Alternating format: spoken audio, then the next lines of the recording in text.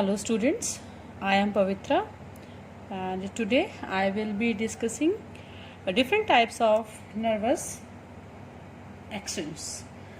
Okay, so generally there are three types of nervous actions as you can see from the screen, and that these are: first is the reflex actions, okay, second is voluntary actions, and third is involuntary actions. So out of these three, we can say that the reflex action and the involuntary actions, these two, first and the third one, they occur without consulting the will. They don't consider our will.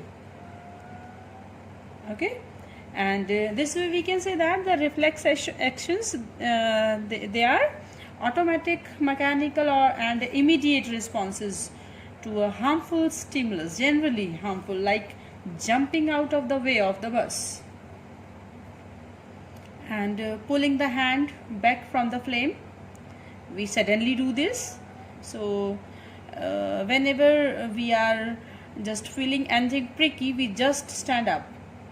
So these all are immediate responses, these are automatic responses, and these all will be under reflex actions. Okay, so next we can come to the voluntary and involuntary actions. We can see, as the name indicate, voluntary means which work according to our wish, and involuntary means which do not work according to our wish. It means we can say that the voluntary actions, all the voluntary actions, they are under the control of our will, and these are not under the control of the will. They don't consult the will. Like voluntary actions, like if we want to jump, then only; if we want to move our hand, legs, if we want to speak, these all are voluntary actions. If we want to write, this is also voluntary.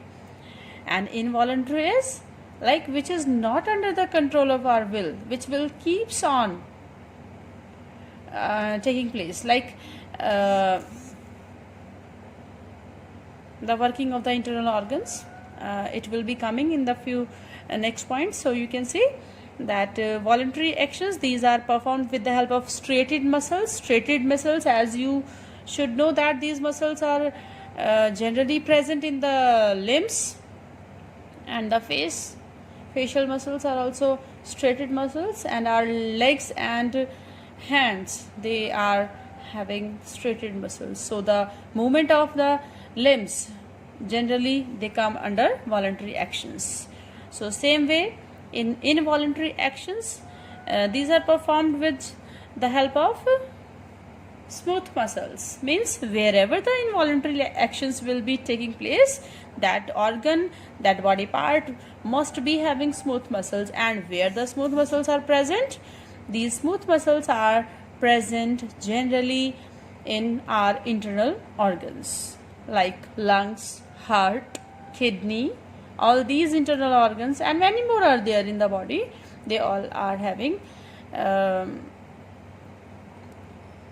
smooth muscles. Apart from, you can take exception here, like heart is having different kind of muscles. So you can exclude heart because heart is having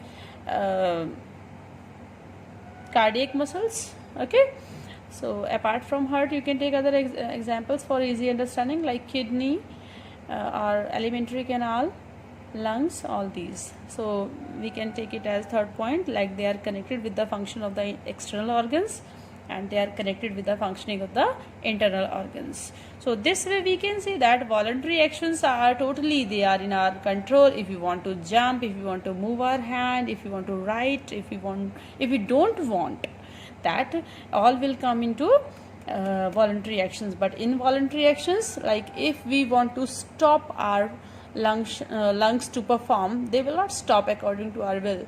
They will keep on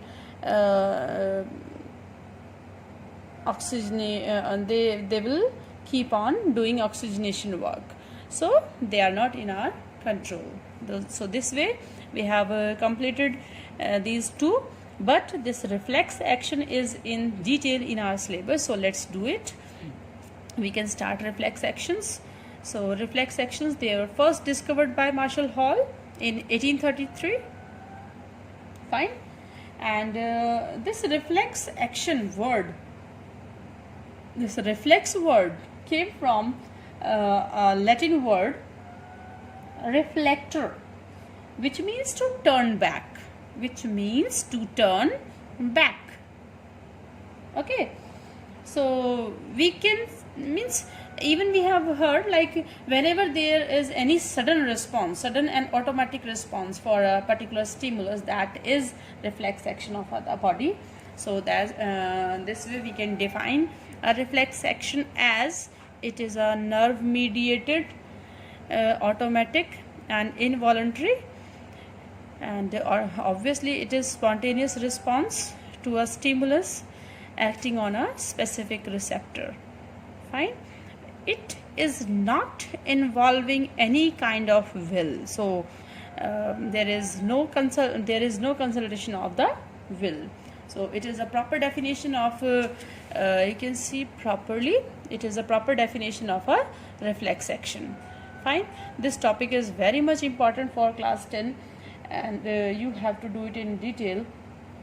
So you should know what is the need of the reflex actions. So whenever whenever there is any kind of responses shown by the body automatically, that will be called as a reflex action. And reflex actions occurs in response to a stimulus where delay can be very harmful. Okay, so you have to understand it, what is the need of these reflex actions in the body.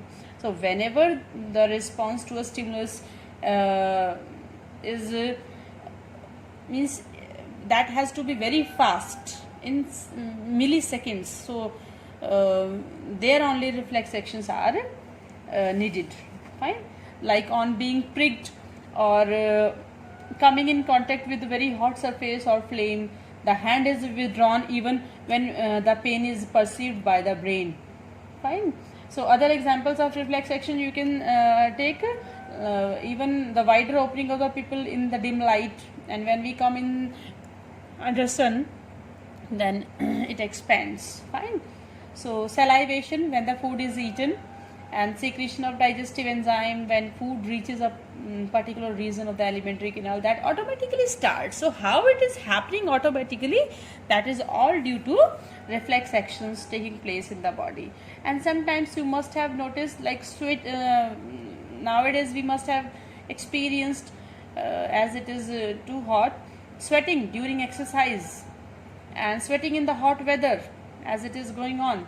So this is also an example of reflex actions. And many more examples are there, like jerking of the knee when hit below kneecap.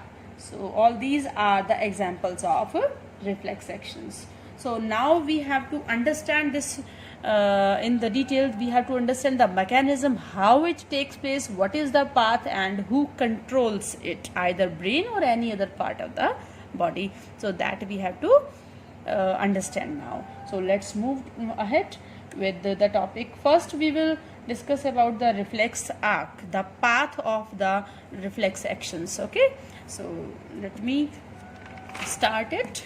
Reflex arc. Fine. So the topic is reflex arc.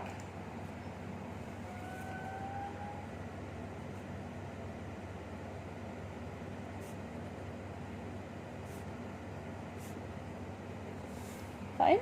So the whole reflex action that requires a stimulus. Okay, means सबसे पहले हम इस reflex arc को, जो reflex action है हमारा, बिना stimulus के होगा ही नहीं. So let's start this as stimulus. Fine. So I will start the whole way as stimulus.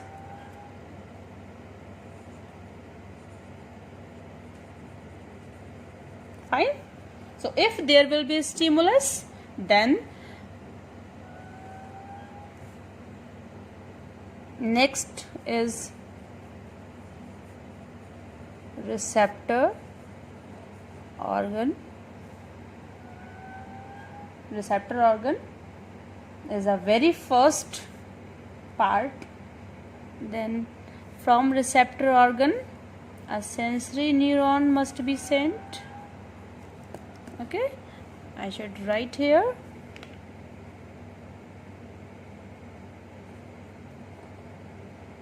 Sensory neuron, and it must be sent to CNS, central nervous system, and then from sensory nervous system, in response, one more neuron will bring the message. That neuron is called as motor neuron. Motor neuron. Fine. Motor neuron, the neuron which brings the message from the CNS, that is called as motor. That you have to understand these two names. Which takes the message from receptor to CNS is sensory, and which brings the message from CNS to the effector organ, that will be motor neuron. So when the motor neuron act on receptor, that organ will become effector one. Effector organ. And then when the organ will be affected, then the response will be generated. This is what we need. Fine. So now we can start the discussion here. Okay. These two neurons you have to understand. You have to see the difference between these two. So now let's start. What is reflex arc? Reflex arc is the whole path. Now you can see from this flow chart that the whole path covered during a reflex action is reflex arc. So this is the figure, this is the flow chart of reflex arc. Okay, so now we will start with the reflex arc. Stimulus, it can be anything, as we have already discussed that stimulus can be any chemical, any physical agent, or any biological agent. Fine. So what is receptor? Receptor organ, it is a tissue or organ which receives the stimulus for initiating nerve impulse. Like it can be skin, it can be eye, it can be ear. Mainly the sensory organs, you should say. All the sensory organs are receptor organs because they have receptors. They have different kinds of receptors on them. Like we have discussed that skin have receptors for touch. Thermoreceptors are there. Eye have audio receptors, eye have visual receptors, ear have audio receptors, our tongue has gustatory receptors, and nose have olfactory receptors. So all these organs which have receptors on them, they are called as receptors organ. Fine. So now from receptor organ, as I said, that the message will be sent to the CNS that there is some stimulus which act on the receptor organ. तो वो message कौन लेके जाता है? कौन सी neuron? Sensory neuron. Okay, so what is sensory neuron? They conduct the impulses from receptor to CNS. Fine. Now in CNS, okay, in CNS mainly, like for reflex action, spinal cord is controlling most of the reflexes, not the brain. And in CNS mainly the main function in the case of reflex action is controlled by spinal cord only. So we have to discuss here only that the spinal cord is a main part of CNS which controls all the reflex actions, but the brain is also used as the part of the reflex arc in some cases, like closing of eyes as bright light falls on them, and salivation. Means there are some kind of examples which in which we are including brain. So that's why I have written here CNS only. like sometime it is brain also, but maximum time all the reflex sections are controlled by spinal cord only. Fine. So that you have to understand here. So what happens in CNS? The impulse is transferred, that is transferred from sensory to motor. Okay. There are some more neurons, or you can say the mixture where the message is converted from sensory to motor, and this mixture of neuron is called as relay or interneurons. So in CNS, in the part like if it is spinal cord or it is a brain where the mixture of these two neuron present, that is called as relay. Okay, wherever the junction of sensory and motor is there, that will be called as relay neuron. You can just look at here, relay neurons. Fine. So now come to the motor neuron. These neurons, as we can see, that they will bring the message, because now we know that the message conveyed by sensory, that is changed into some other message, and that transferred message will be taken up by motor neuron. So they conduct motor impulse from CNS to the effector organ. Now what is effector organ? So you can see here they conduct motor impulses obviously, and from CNS to the like motor neurons played the role that they are bringing the message from CNS to the effector. So as a result, like this effector organ will show some responses, and this effector organ can be a muscle, it can be a gland, or it can be any other organ. Okay, so it depends wherever the motor neuron is affecting. Fine. So the effector organ is activated by motor impulse to provide a suitable response to the stimuli. Fine. So we know that the best example shown in our book, the withdrawal of the hand. Okay, I'll show you the book now. I hope you understood. The reflex arc. Reflex arc is the path, the whole path through which the reflex actions are explained. Okay. So now I'm just taking the book so that you can understand this example also, which is mentioned in your book. So you can see here that receptors present on the skin, like whenever we bring our hand, by chance, like if our hand is is coming in contact with any hot object, hot pan, so immediately we just withdraw our hand. So how it is happening, you can see here that the receptors are present throughout the skin, at the hand also. So you can see that the receptors will detect this heat, thermoreceptors will detect the heat of this hot pan, and then they will immediately send a sensory neuron. You can see this sensory neuron is going to the CNS. Okay, and then in the CNS, that message, you can see it is the point where the relay neuron is present. So when the sensory neuron, the message conveyed by sensory neuron is transferred to motor neuron by relay neuron. So now what is happening?